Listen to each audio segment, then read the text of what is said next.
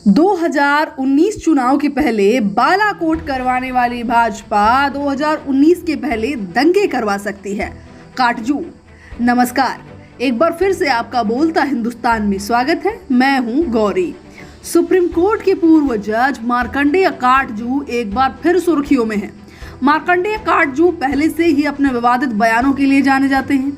एक बार फिर उन्होंने कुछ ऐसा लिखा है जिसे लेकर बवाल मचा हुआ है। 4 जून 2021 की तारीख के जनसत्ता अखबार में मार्कंडेय काटजू का एक लेख प्रकाशित हुआ।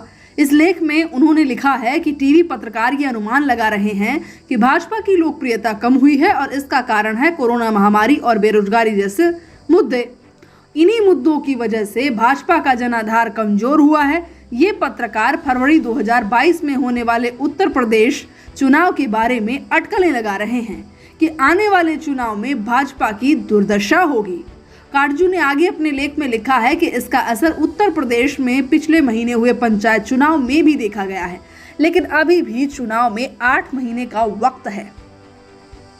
इस बीच कई ऐसी घटनाएं हो सकती हैं जो भाजपा समर्थकों को आज की बदहाली भूलने का अवसर दे सकती हैं। ये घटनाएं वाराणसी की ज्ञानवापी मस्जिद और मथुरा की शाही मस्जिद से भी जुड़ी हो सकती हैं। गुजरात और मुजफ्फरनगर भी दोहराया जा सकता है। जाहिर है ऐसा कुछ हुआ तो उत्तर प्रदेश पुलिस आंखें मूंदे रहेगी, क्योंकि उत्तर प्रदेश में भाजपा की ही सरकार है। मार्कंडेय काटजू यही नहीं रुके, उन्होंने आगे प्रधानमंत्री नरेंद्र मोदी की बालाकोट स्ट्राइक पर भी लिखा।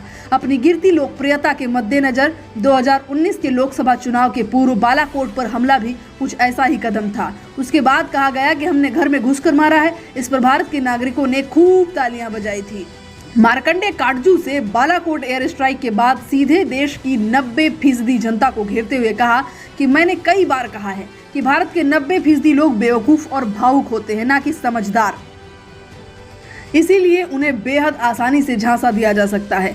काटजू ने अपने 90% जनता को बेवकूफ बताने वाले कथन के समर्थन में उदाहरण देते हुए इंदिरा गांधी को याद किया और लिखा कि जब इंदिरा गांधी ने गरीबी हटाओ का नारा दिया था तो लोगों ने तुरंत मान लिया कि गरीबी हट जाएगी। ठीक वैसे ही जब नरेंद्र मोदी ने विकास होने का वादा किया तो जनता उस नारे में फंस गई। काटजू ने फिर देश के हिंदुओं और सांप्रदायिकता पर भी निशाना साधा। काटजू ने लिखा कि हमारे संविधान में लिखा है कि भारत धर्मनिरपेक्ष देश है, पर वास्तविकता कुछ और ही है। भारत के अधिकांश हिंदू सांप्रदायिक होते हैं और अधिकांश मुसलमान भी। सांप्रदायिक भावनाएं आसानी से भड़काई जा सकती हैं और चुनाव जब निकट होगा ऐसा जरूर होगा। क्योंकि हमारी 80% आबादी हिंदू है तो भाजपा के हारने का सवाल ही नहीं उठता। फिलहाल इतना ही। आप बने रहें बोलता हिंदुस्तान के साथ।